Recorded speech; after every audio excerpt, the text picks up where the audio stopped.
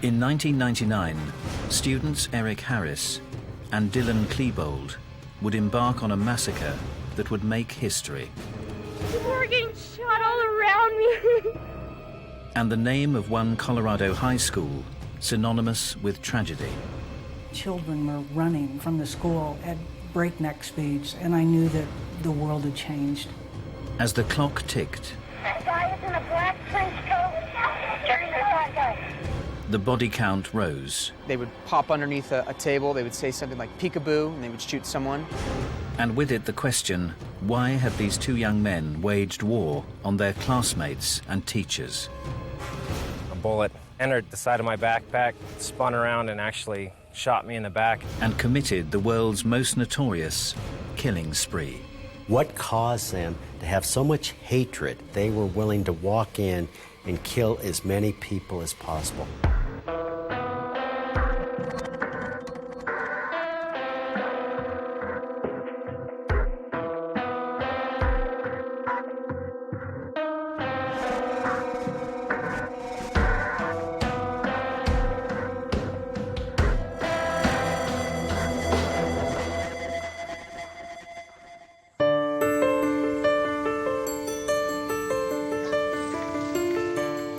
In 1999, the area of Columbine, on the outskirts of Denver, Colorado, had been the epitome of ordinary.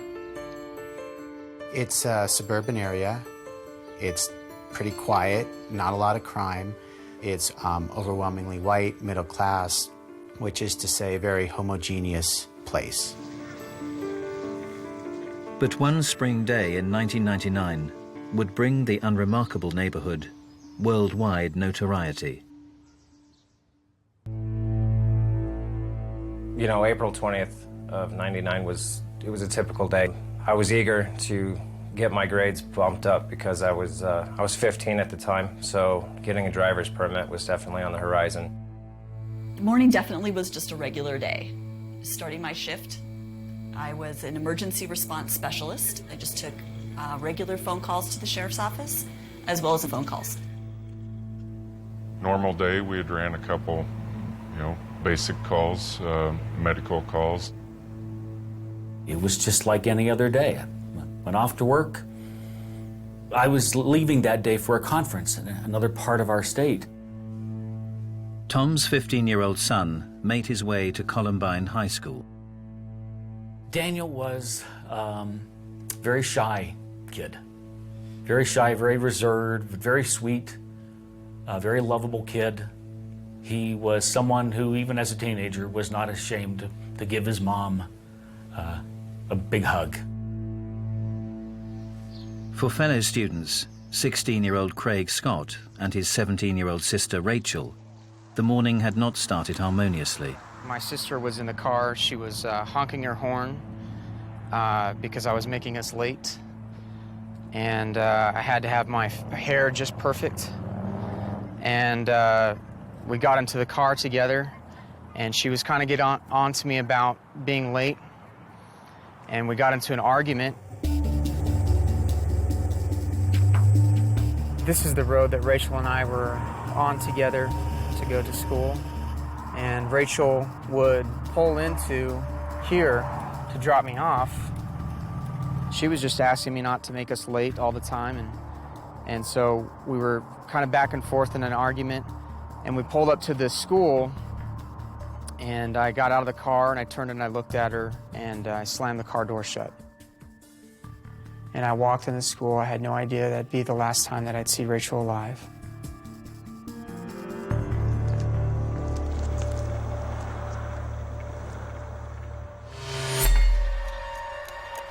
Around 11:19 a.m., Columbine School, West Entrance.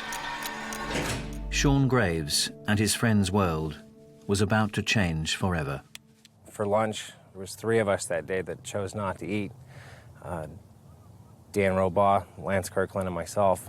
We stepped out the side door like we typically would. We'd usually grab a soda at the vending machines right there, and we'd just jet up and take the path off. Only that morning, things were a little different. We were looking up at the top of the dirt hill, And we saw two guys that were wearing all black, their black trench coats, and with them they were carrying a couple of black duffel bags. We witnessed them loading weapons that we just assumed were toys, and that's when it started. They showered us with rounds, and Dan and Lance both went down. One floor above, in the library, Craig and his friend Matt were sitting revising. You know, we thought that we were hearing fireworks. We saw students running away from the school. They were trekking through the soccer field. You know, we thought that, you know, it was a senior prank. It's about that time for the end of the year for some silly prank to happen. It was a tradition. But this was no prank. A nightmare that would shock the world had just begun.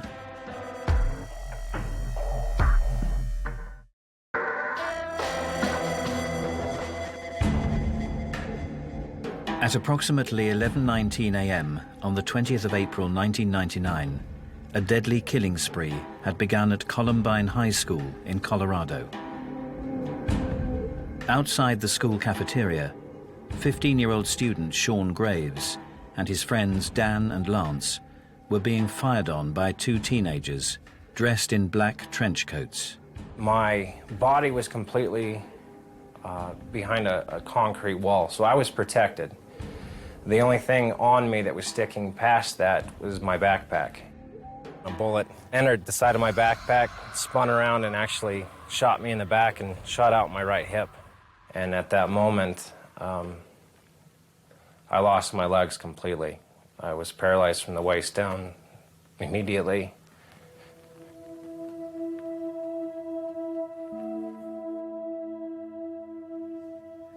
What Sean had originally thought was a prank was far from it. I found myself laying halfway in the school and halfway out, and at that moment I knew that my worst nightmare had come true. Months, possibly years before the shooting actually took place, I had a reoccurring nightmare of somebody in my family or even myself being paralyzed. It didn't make any sense then, but the second I looked back at my legs, I realized that that dream had come true, and I was the one that was going to be paralyzed. Sean lay in the doorway of the cafeteria, and for hundreds of students inside, the reality of what was happening was beginning to sink in. All I remember from that moment was just the fear in their eyes, looking at me, and I'm sure I had fear looking back. And that's when the fire alarm went off and the cafeteria started to evacuate. 911. Yes, this is Sharon at Columbine High School. We have shots being fired.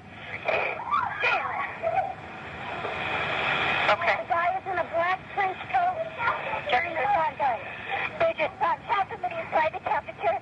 I'm going to have to try and get out of here and call you back. Over the prior year, the two mystery shooters had made several extraordinary videos.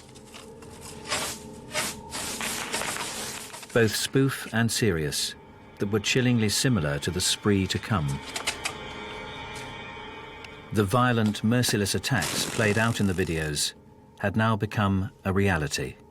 The two shooters walked down to try and finish off everyone, and I watched one of the shooters shoot Lance in the face.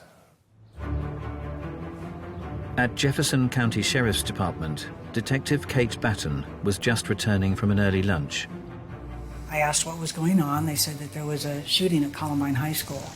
So at that point, I started driving towards Columbine.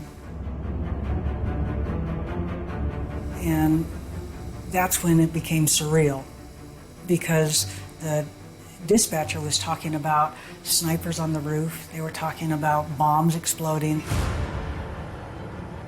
And I'm just astounded that this is information that's being relayed in suburban Littleton.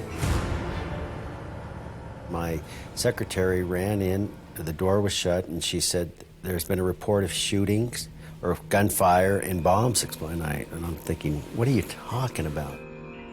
I came out of my office and I ran down here, and as I looked down the corridor, I saw a gunman coming towards me with the shotgun. When I was staring down and I made contact, it seemed like the size of a cannon.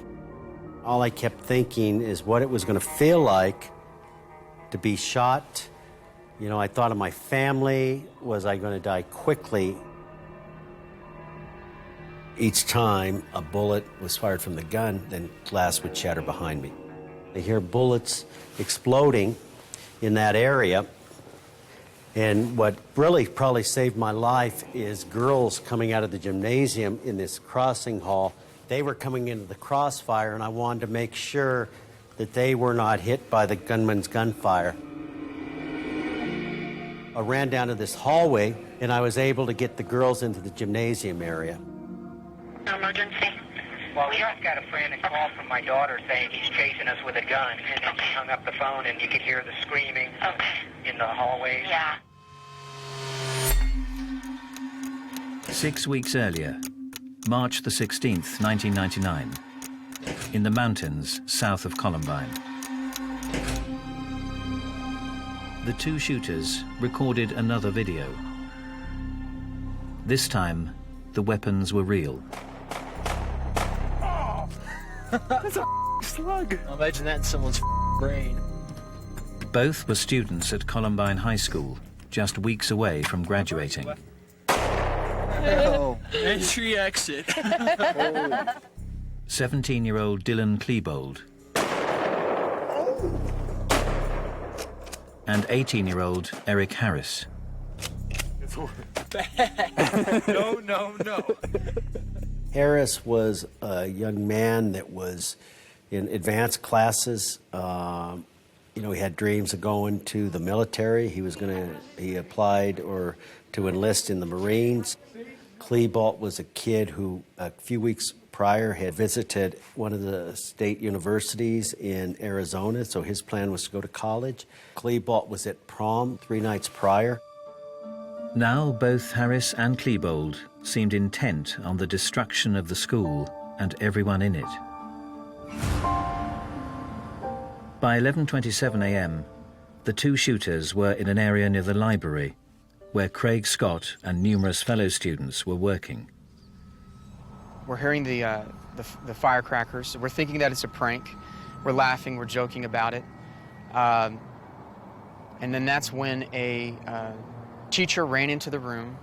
She ran over to the phone. She got on the phone to call the police. Jefferson County 911. The phone rings, and I had a caller on the other end of the line who stated that something was happening at Columbine High School. There is a student here with a gun. He has shot out a window. There was children in the library, and she wanted to obviously, protect them and take care of them. Under the table, kids! Heads under the table! She saw the shots happen. She knew this was serious. She knew this was real. Okay. We've got help on the way, ma'am. Okay. Oh, God. Stay in the line with me. Oh, God. Hey, kids, just stay down. I got underneath the table with my buddy Matt, and then my friend Isaiah. He came and he sat next to me. Still lying paralyzed in the cafeteria doorway, 15-year-old Sean could do nothing but listen. I can hear explosions going off upstairs, and I can hear people screaming, and I can hear gunshots just echoing throughout the school, and there's just chaos everywhere. I've got every student in this library on the floor. You better stay on the floor. We have paramedics, we have fire, and we have police en route. We were just sitting down to lunch, and the tones went off for a reported possible drive-by shooting near Columbine High School. My partner and I jumped into the medic unit and started heading towards Columbine. As we pulled up, several students running by, and one young gal had a bullet hole in her, I believe, right calf. We treated her. After several minutes shooting and throwing homemade bombs in the corridor outside, Harris and Klebold now approached the library entrance, where the teacher was under the desk, on the line to 911 dispatch. I remember trying to get her to close the doors and lock them to keep everyone in. Is there any way you can block the door so no one can get in? I do not. She's right outside that door. I'm afraid to go to the door. It's okay. It was trying to keep her calm so that I could, figure out what was going on.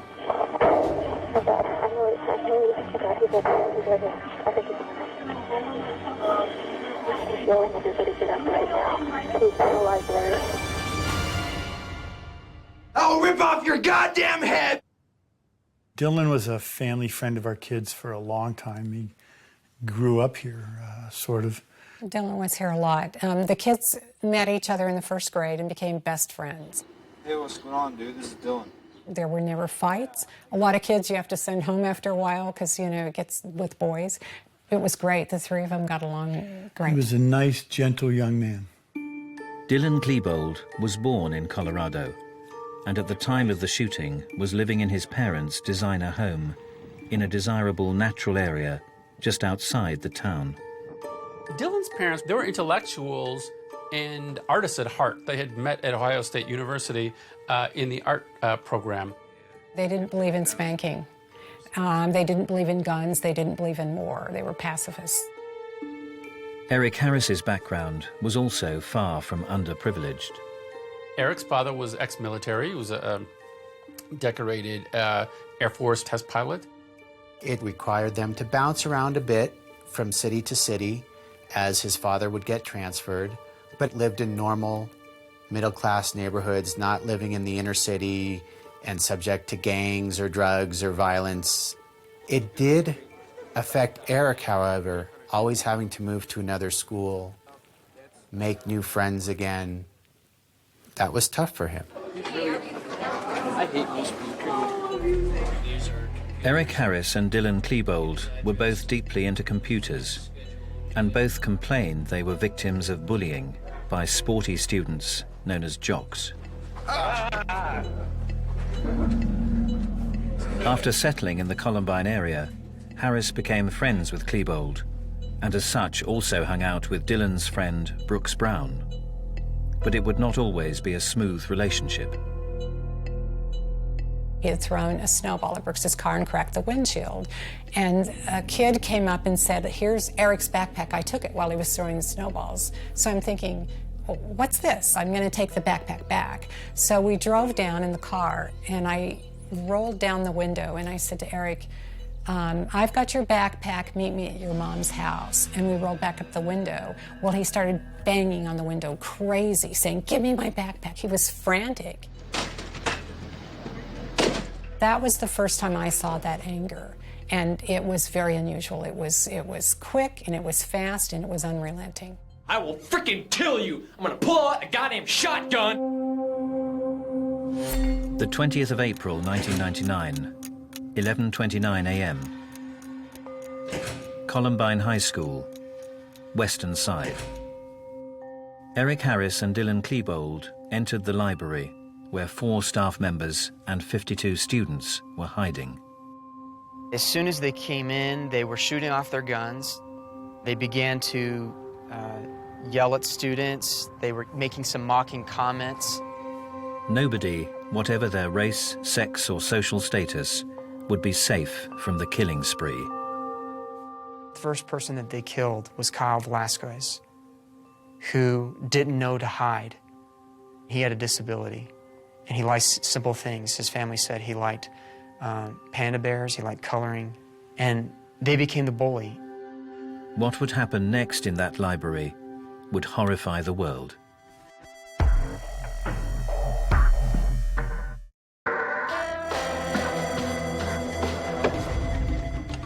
Throughout 1998 and early 99, Columbine High School students, Eric Harris and Dylan Klebold, had made a number of home videos themed around violence. On April the 20th, just weeks before they were both due to graduate, fantasy became reality. At 11:29 a.m., they entered the library.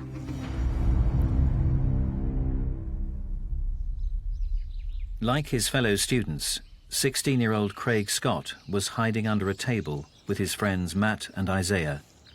A lot of students were being quiet. Some girls were crying, and some girls were begging for their life. 911 dispatcher Rene Napoli was listening in to a phone line left open at the library desk. I could hear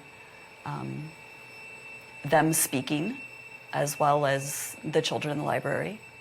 And there was the definite sound of gunshots. They actually fired out the windows at the police officers, and 2 of those police officers, or deputy sheriffs, fired back. They then walked over and they started systematically shooting the kids. They treated it like it was a game, like they were having fun. At one point, they would pop underneath a table, they would say something like peekaboo, and they would shoot someone. I think that they were enjoying themselves through a good portion of the shooting. There was a lot of hooting and hollering and false bravado between the 2 of them. 3 would be shot dead and 4 injured before Harris and Klebold worked their way towards Craig Scott. They came over to where I was, and they saw Isaiah. And Isaiah was one of the very few African-American students in our school. And I believe Dylan called Eric over and using a racial slur. We have an N-word over here. At one point, he was kind of backing up underneath the table. And then at one point, he was being pulled out. And this is something that came up in my memory later. I remember Isaiah said, "I want to see my mom."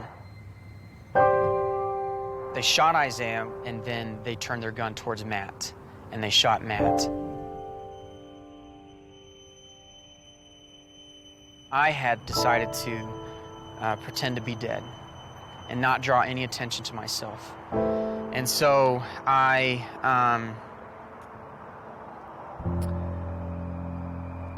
laid there, and I could hear their last breaths being taken. 5 more students would lose their lives, leaving 10 dead and 12 injured in the deadly library spree, before Harris and Klebold left the room at 11:36 a.m. and began wreaking further havoc around the school. Deputy County Sheriff's Office, do you have an emergency? Yes, we do. Can you guys send lots and lots of paramedics? We have paramedics, we have fire, and we have police en route. SWAT sniper Sean Duggan was one of several law enforcement officers with children at the school. I got a page, and it said, all SWAT respond to a critical incident. So I have all my gear, and I'm trying to call my daughter, and she's not answering her page, and she was a senior in the school that day. So I'm a little frantic that she's not responding. Hundreds of emergency personnel were flocking to the school. There was ambulances and fire trucks and police cars and sheriff's cars parked everywhere. And children were running from the school at breakneck speeds as fast as they could. I was running for my life. And when I got behind the police car, I couldn't help but be thinking about Matt and Isaiah, because there was still a little bit of breathing. And I felt a little like a coward. Oh my God! I was under a table and people were getting shot all around me. It was overwhelming to see the emotion on these kids' faces, and I knew that the world had changed. And there's so many people. Oh my God. Everybody was calling 911 from inside the school, from outside the school. So the information that we were getting was conflicting. As a sniper, you ask what your rules of engagement are. Is this a deadly force situation? And I was told if any high school age kids come out in black trench coats with weapons, they were to be shot. Amongst the confusion, the name of one suspect began to trickle out. I spoke to Brooke Brown, who's a student. Okay. He's given me good suspect information. I think this is the guy. Okay, what do you got for a name? Okay, last name is Harris. He was friends with him approximately 2 years ago, but then he started acting really strange. Okay. It would be revealed that Eric Harris's behavior had already been seriously worrying some people. Along the way, Eric did let out a lot of signs. He had on his website talking about how he wanted to kill all sorts of people, hundreds of people, wanted to kill everybody in Denver. And in particular, Brooks Brown, his former friend. Disputes like the incident with the broken windshield had put Brown on Harris's hit list. Brooks was supposed to pick Eric up for school, and Brooks was terrible with being on time, and Brooks slept in and didn't pick him up, and that was it. That was it. And I said to Brooks, can you smooth it over? And Brooks said, it doesn't work that way with Eric. And so that was the indication Eric doesn't forgive. He was an injustice collector. Dylan, who was still friends with, and had been lifelong friends with Brooks, warned Brooks to go to a website and see what was going on. He was posting threats about wanting to kill Brooks, and that's the thing we took to the police. And from when he started making the death threats, he wasn't allowed in our house anymore. We knew that Eric was dangerous. We did not know Dylan was When we turned them into the police, Eric was into pipe bombs, and he was talking about it on his website. There was actually a search warrant drawn up, but then was never taken before a judge to search Eric's house. That was never followed up on because there was another series of murders in the town where the person investigating sort of went off that case for a while and never picked it up again. X. But Harris and Klebold's plan involved something much worse than homemade pipe bomb grenades, as Sean Graves, still paralyzed and bleeding half inside the cafeteria door, was about to experience. I started hearing the gunshots getting closer, and that's when I realized that they were coming down the stairs in the cafeteria. They just kept getting closer and closer and closer, and I started hearing explosions. But every time there was a shot and then one of those larger booms went off, I flinched. Harris and Klebold's killing spree had not just been planned as a shooting. Before they had opened fire that morning, they had placed 2 large explosive devices in the canteen. They had been timed to explode at 11:17 a.m., and the 2 students had planned to wait outside to pick off any survivors fleeing the scene. Eric Harris had even gone so far as to study how many people were in the cafeteria at any given time during the lunch hour. So he set those bombs to go off when he would have the mass casualty. Approximately 450 is what he was estimating, and we had 455 kids down there. The bomb's timers had not worked, which is why Harris and Klebold had begun their killing spree with their guns. However, they'd not given up on their dream of blowing up the school. Well, I didn't know it at the time. There was actually a propane canister bomb, essentially, that was no more than 5 feet from where I was laying. And they were shooting at it, trying to get the bomb to go off.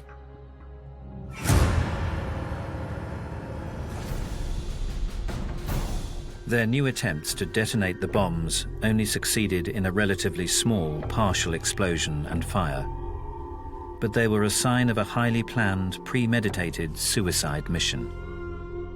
These 2 students did not just snap. In this case, it was clear they began talking about doing something like this just about a little over a year before.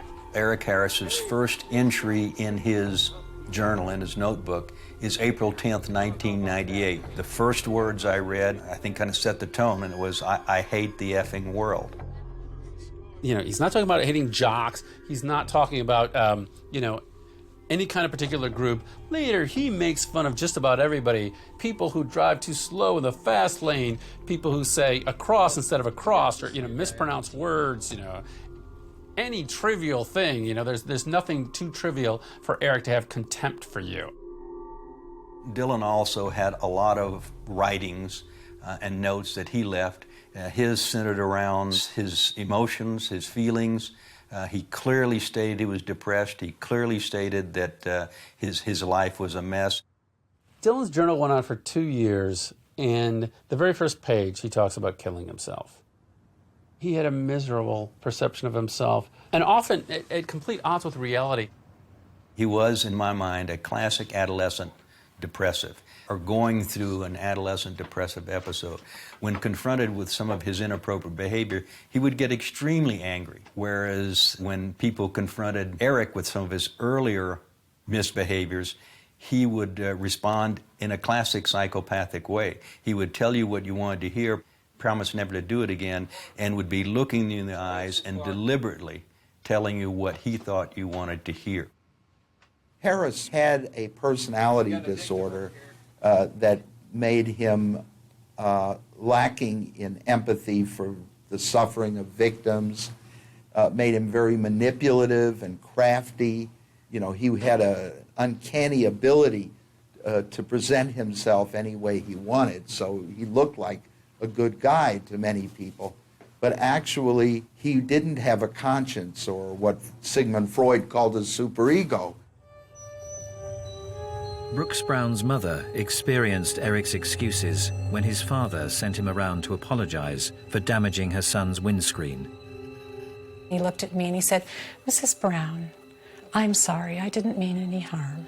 And I said, "Look, Eric, you can pull the wool over everyone's eyes, but you're not going to do it over mine. You come by this house, you threaten my kid, you do damage, I'm going to call the police. So you stay away from our house and stay away from me."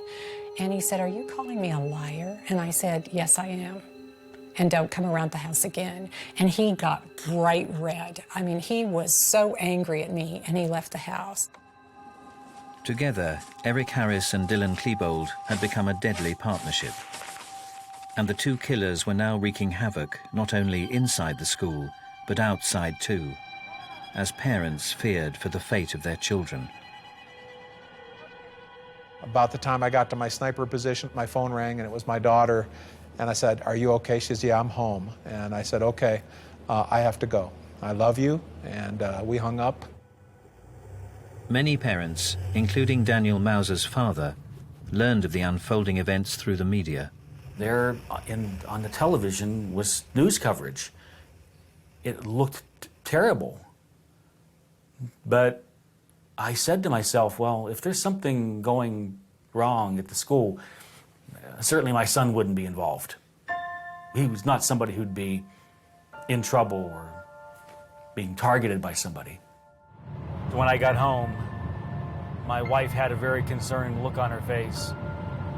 Why wasn't he calling us? So I agreed to go to another school where a number of the students were being taken in school buses after they escaped. And as I was driving, I was listening to the news coverage. And at one point, I heard them mention that they were taking some students to the hospital. And one of the ones they mentioned was a 15-year-old boy who was shot. So, of course, the first thing I thought was, 15 years old, that's how old Daniel is. What if that's Daniel? Could that be my son?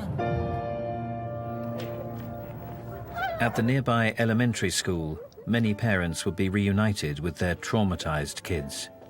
I saw parents walking out with children. And I just said to myself, I want to be one of them. I want to get this over with. I want to be one of those people. By 12:02 p.m., Columbine High School, cafeteria exit, student Sean Graves, bleeding profusely, had passed out. Meanwhile, 2 medic units approached his location. I drove around the south side as we're pulling into the parking lot through all the cars, see several students hiding behind cars, several deputies with their weapons trained on the building. I couldn't figure out what woke me up, but when I did snap back to it, there was some commotion behind me, and as I overlooked my shoulder, there was an ambulance sitting right behind me. I saw 2 paramedics. One jumped out of the driver's seat and the other from the back of the ambulance, and they grabbed me, picked me up by my shirt and my belt, and they were dragging me out. And I remember just looking down to see my arms and my legs dangling. And that's when the shooters realized that somebody was down there helping us. and I could see the concrete, just poofs of white dust. They were opening fire on us. They were trying to kill us again. Holed up amongst the dead and injured in the library, Eric Harris and Dylan Klebold now had their weapons trained on the paramedics and casualties below.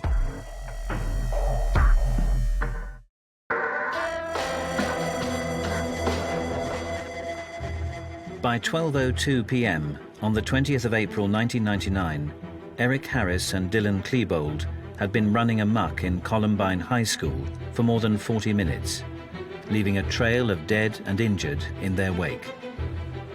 Then, as fire department paramedics moved in to assist casualties, like Sean Graves and his friends, Harris and Klebold began firing on the kids and rescuers.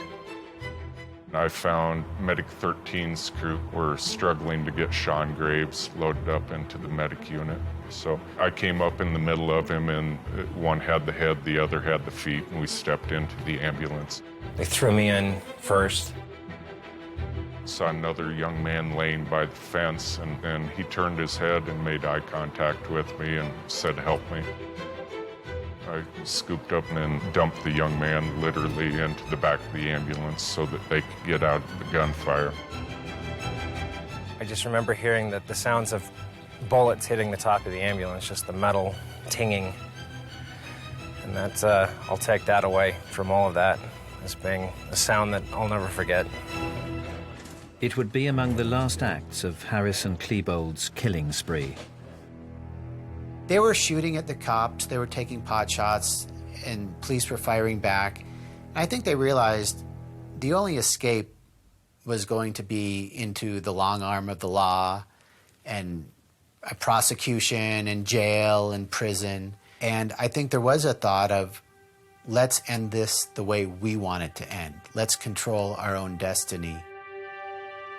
At around 12:08 p.m., Eric Harris and Dylan Klebold took their own lives. But for the children of Columbine High School and their parents, the nightmare was far from over. Kids would leave Columbine and they would be placed on a bus and reunified with their parents. And as the night went on, buses were not arriving and there were still parents left. After nothing happening for a while, they informed us that there was one last school bus that was coming. One last school bus with students. But for some desperate parents, clinging on to the hope that their children would return, there was to be no happy ending. Later on, the authorities confirmed to us that they made a terrible mistake. There was no last school bus. At the end of the day, we had 18 innocent people killed, which were 12 students and one teacher. And Harris and Klebold also dead by apparent suicide in the library. So we knew we had 15 fatalities, most of the fatalities in the library. For Craig Scott, who had suffered the trauma of having his friends murdered beside him in the library, there was worse to come when he learned of the fate of his sister. Rachel was the first one that was killed, and she had been killed right outside the school library. And I realized that when I ran out of the school, I had ran right by Rachel. And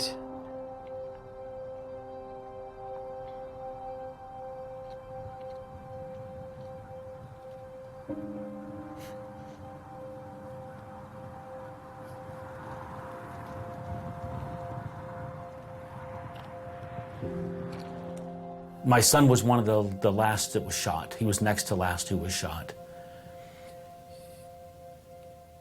And from the reports that we have,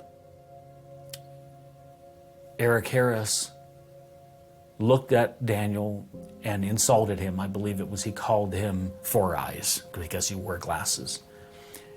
And he fired a shot in his hand. Daniel fought back. He took the chair that was there towards Eric Harris. And for that, he paid with his life. Eric Harris fired one more time and shot him in the face. Killed him. So what caused these two students, both just weeks away from graduating, to have such disdain for human life? These two kids did not come out of their mother's womb hating. What happened from the time they were born to the time that they carried out this horrific act? One thing that is erroneous is to talk about why they did this, implying that it was for the same reasons. They were two basically different guys. In my colloquialisms, I would say Eric Harris was filled with anger, with rage. He wanted to hurt other people and didn't care if he died. Dylan, on the other hand, I believe was hurting inside and at various times wanted to die because he felt so bad he just saw no reason to keep on living.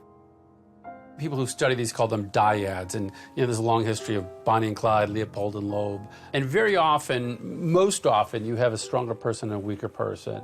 In this case, Dylan had incredibly low self-esteem, needed somebody to validate him, make him feel good about himself. Some consider bullying at the school to be the primary factor. Once you hate the bullies and no one does anything to defend you, you hate the people in the class that don't say anything. You hate the teacher that doesn't say anything. You hate the counselors that allow it to happen. They, in essence, end up hating the school, not just the bullies. They hate the school, and they want to kill the school.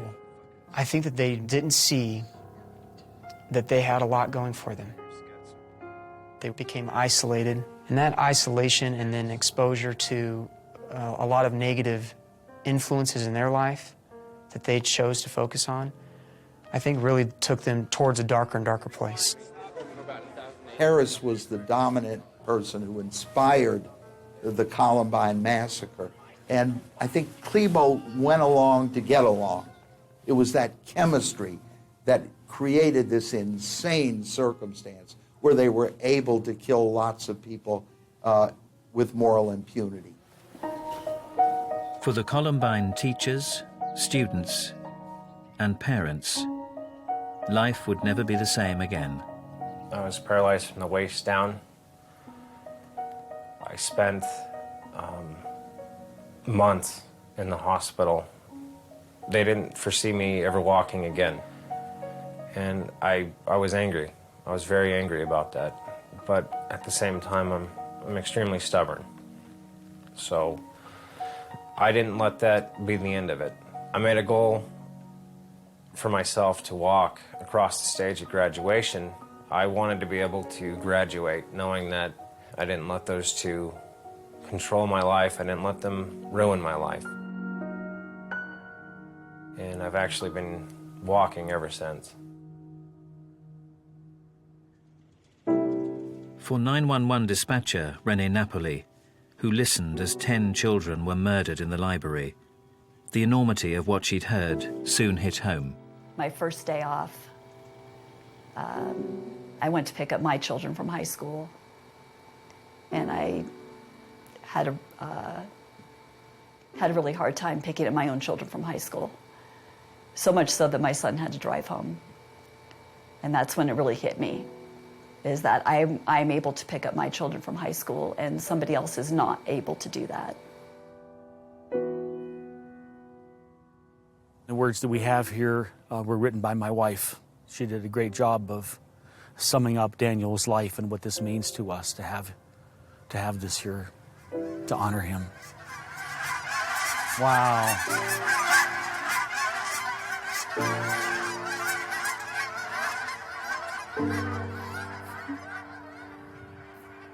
It's like they did it for Daniel.